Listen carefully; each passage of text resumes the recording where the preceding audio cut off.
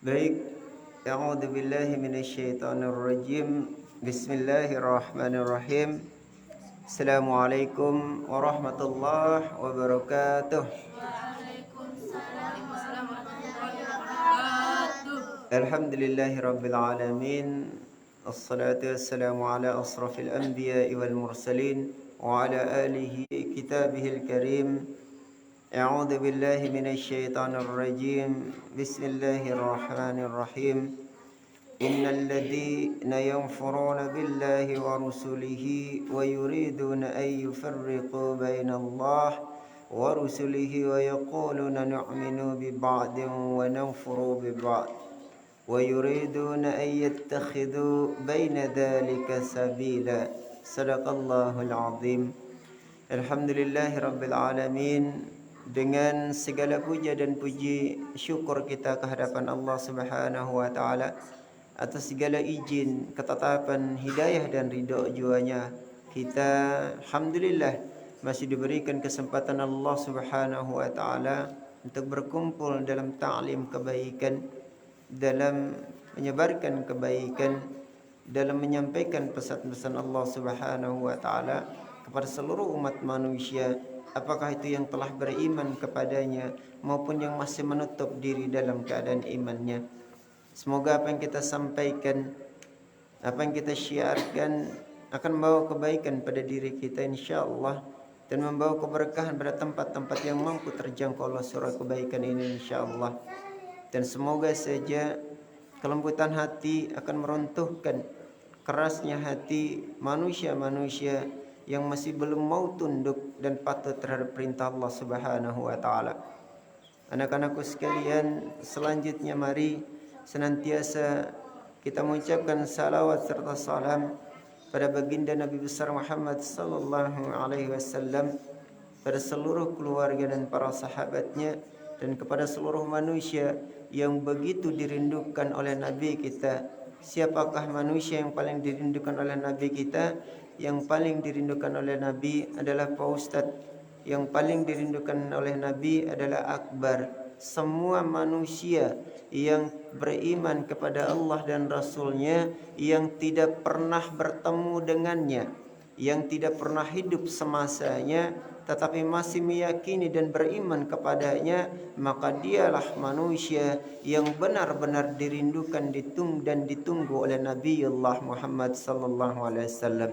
Maka kita semua termasuk adalah orang-orang yang begitu sangat dirindukan oleh Nabi kita.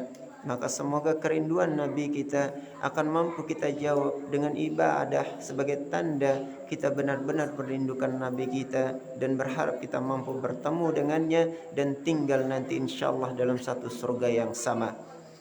Anak-anakku sekalian dan kaum muslimin dan muslimat rahimani wa rahimakumullah, insyaallah malam hari ini, kemarin kami tidak mampu melanjutkan kelas tafsir dengan lanjutan surah An-Nisa karena memang ada pertanyaan yang harus kami jawab.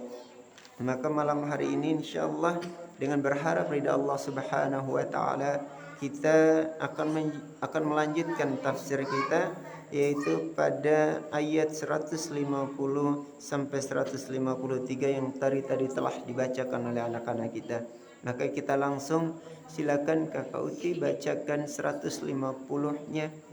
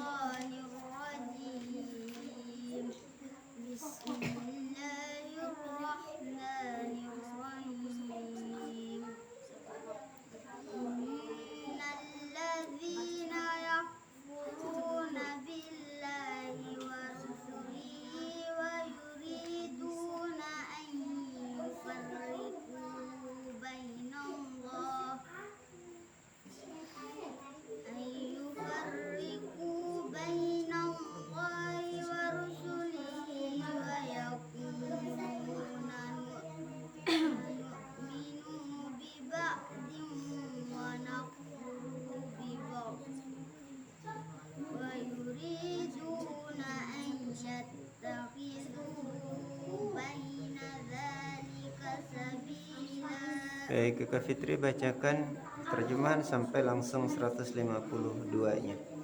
Sesungguhnya Nggak kedengaran. orang-orang yang ingkar kepada Allah dan Rasul-Rasulnya dan bermaksud membeda-bedakan antara keimanan kepada Allah dan Rasul-Rasulnya dengan mengatakan kami beriman kepada sebagian dan kami mengingkari sebagian yang lain, serta bermaksud mengambil jalan tengah iman atau kafir. Mereka lah orang-orang kafir yang sebenarnya, dan kami sediakan untuk orang-orang kafir itu azab yang menghinakan. Adapun orang-orang yang beriman kepada Allah dan Rasul-Rasulnya dan tidak membeda-bedakan di antara mereka para Rasul, kelak Allah akan memberikan pahala kepada mereka. Allah Maha Pengampun, Maha Penyayang. Baik, alhamdulillah ayatnya telah dibacakan walaupun terwakili hanya dengan ayat 150-nya. Sementara 151 dan 52-nya kami langsung pada terjemahan tekstual yang ada di mushaf. Anak-anakku sekalian perhatikan, ini ayat yang sangat penting. Bukan berarti ayat lain tidak penting. Seluruh ayat Al-Quran itu sangat penting. Seluruhnya punya fadilah dan keutamaan masing-masing. Baik anak-anakku sekalian, di ayat 150 Allah Subhanahu wa taala berfirman yang maknanya sesungguhnya orang-orang yang ingkar kepada Allah dan Rasul-Nya dan bermaksud membeda-bedakan antara kebenaran keimanan kepada Allah dan Rasul-Rasul-Nya dengan mengatakan kami beriman kepada sebagian dan kami mengingkari sebagian yang lain, serta bermaksud mengambil jalan tengah. Maksud jalan tengah di sini pilihannya antara beriman atau kafir. Anak-anakku sekalian, ingat ini adalah pesan yang sangat kuat.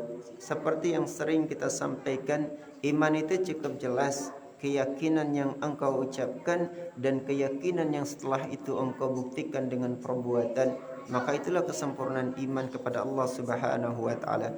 Anak-anakku sekalian, dalam hal ini ada bagian manusia yang dikatakan oleh Allah yang pertama yakfuru, ingkar kepada Allah, yang ingkar kepada Allah, dan mereka juga ingkar kepada Nabi. Ingkarnya tidak seluruhnya, tapi mereka membatasi keingkaran itu pada hal-hal yang menyenangkan dan yang tidak menyenangkan mereka saja. Antara ketetapan Allah dan Subhanahu wa taala dengan Rasul memang beda, tetapi tidak frontal. Maksudnya apa yang disampaikan oleh Rasulullah SAW itulah petunjuk dari Allah, sumbernya Al-Quran. Sementara yang disampaikan oleh Nabi adalah penjelasan detailnya tentang apa makna dari Al-Quran, bagaimana cara menjelaskan dan melaksanakannya. Maka Nabi menjelaskan itu. Maka dengan kata ini, dengan kesimpulan ini, maka kita tidak mungkin membedakan antara keimanan kita kepada Allah dan Rasulnya. Bedanya boleh, apa bedanya? Tentang status. Status Allah Tuhan, sementara status Nabi adalah manusia yang diangkat derajatnya oleh Allah Subhanahu wa taala. Di sisi ini kita memang harus membedakan mana Allah, mana Rasul. Tapi di sisi ketaatan ini yang harus kita samakan. Kan sering kita laksanakan. Ati Allah caranya atiur Rasul. Taat kepada Allah tentu dengan taat dengan pengajaran Nabi. Karena kalau kita taat kepada Allah tidak mengikuti sunnah Nabi, maka nggak akan bisa kita beribadah dengan baik. Contoh sederhana, kita taat sholat, tapi kalau kita tidak ikuti Nabi, maka mustahil kita bisa sholat. Karena Allah hanya perintahkan kita sholat, tidak mengajarkan. Allah tidak memberitahu kita bagaimana cara sholat. Maka Nabilah yang mengajarkan itu. Maka perbedaan yang boleh dilakukan di sini anak-anakku sekalian hanyalah status. Status Tuhan dan Nabi itu harus beda. Allah itu Rabb, Tuhan, Tuhan kita, Tuhannya Nabi kita. Sementara Nabi Muhammad itu Rasul yang diutus oleh Allah, statusnya manusia, tapi derajatnya diangkat oleh Allah Subhanahu wa taala. Maka orang-orang seperti ini kata Allah, merekalah orang-orang yang tidak berada di tengah sebenarnya kata Allah. Mereka tidak memilih antara jalan tengah iman atau kafir, tapi Allah langsung memvonis mereka adalah orang kafir yang sebenarnya. Jadi vonis ini dijatuhkan oleh Allah oleh orang-orang yang memilih keimanan itu. Kalau enak hukumnya dijalankan, Kalau tidak enak, mereka abaikan. Kalau tidak sesuai dengan akal mereka, mereka tinggalkan. Kalau sesuai dengan akal mereka, mereka ambil. Ini yang bermasalah. Maka orang-orang seperti ini langsung dikatakan oleh Allah Subhanahu wa taala, ulaika humul kafiruna haqqa. Ini hak. Hak itu yang benar-benar benar. Artinya yang sebenar-benarnya orang kafir mereka inilah. Perintah sebagian dijalankan, yang lain enggak mau. Ya, jadi sekali lagi jemaah sekalian, silakan buka halaman 102 surat An-Nisa di ayat 150 sampai 152. Apa yang kami katakan bukan kata kalimat saya, tapi benar-benar langsung dari Allah yang kita imani dengan Al-Qur'annya. Silakan buka surah An-Nisa ayat 150 sampai 152. Maka siapa-siapa yang memilih jalan ini, beriman kepada Allah iya, tapi tidak menjalankan apa yang diperintahkan iya, memilih yang enak saja, yang susahnya dia tinggalkan, yang penting enak saja, maka diambil jalan itu. Maka kata Allah, ulaika humul kafiruna haqqa, mereka lah sebenar-benarnya orang kafir. Maka jangan ambil jalan ini, karena walladzina amanu pasti lengketannya amal soleh. Maka anak-anakku sekalian, pesan kuatnya di ayat ini, setiap manusia yang telah sadar menyatakan iman kepada Allah, maka harus beriman kepada Rasulullah. Yang jadi catatan pentingnya adalah bedakan hanya pada statusnya saja. Maksudnya Allah itu statusnya Tuhan, Rabb, sementara Nabi statusnya Rasul. Tidak mungkin Nabi dan Allah itu sejajar, mustahil. Jadi kalau ada yang mensejajarkan keadaan Allah dan Nabi, itu adalah sesuatu yang sangat mustahil dan melenceng jauh. Apa ada yang mensejajarkan Allah dengan Nabi? Ada banyak. Ada banyak pemahaman yang mengatakan Allah itu Nabi, Nabi itu Allah. Kalau masuk ke sini itu Allah, kalau keluar, banyak hal yang semacam itu. Tidak boleh sama sekali keluar dari fitrah keislamannya. Maka Allah ya Allah dengan seluruh kemahaannya, sementara Muhammad itu ciptaan Allah, mustahil jadi Tuhan, mustahil, dan mustahil disamakan dengan Allah. Maka biarlah Allah statusnya kita sembah, Nabi bukan kita sembah. Jangan pernah menyembah Nabi Muhammad, kafir. Siapapun yang menyembah selain Allah itu kafir jatuhnya. Ya, yang disembah cuma Allah. Nabi Muhammad itu jangan pernah disembah. Yang kita lakukan adalah memujanya dalam bentuk mengikuti sunnahnya, mencintainya dalam mengikuti apa-apa yang telah digambarkan dan telah diajarkan oleh beliau, baginda Nabi besar Muhammad sallallahu alaihi wasallam. Maka pesan kuatnya, mari kita beriman dengan cara yang kafah. Ati Allah wa ati Rasul jadi kunci dasar yang sangat kuat. Mutlak taat kita kepada Allah, semutlak kita taat kepada Rasulullah sallallahu alaihi wasallam. Baik, demikian insyaallah yang mampu kami sampaikan untuk kelas tafsir malam hari ini. Kami telah sampai di ayat 152-nya surah An-Nisa. Sementara maaf di 102-nya masih tentang gambaran Allah. 152 itu masih tentang gambaran Allah, kontras dari 151, 50 dan 51-nya. 152-nya adalah kontras dari kontradiksi dari ayat 150 dan 51-nya. 150 dia menggambarkan bagaimana orang yang beriman kepada Allah dan Rasulnya tanpa membeda-bedakan dalam ketaatan, bukan dalam status. Maka mereka lah yang diganjar dengan pahala yang dahsyat. Dan sesungguhnya Allah itu Ghafurur Rahim, Maha Pengampun, dan lagi Rahimah, Maha Penyayang. InsyaAllah itu yang kami sampaikan.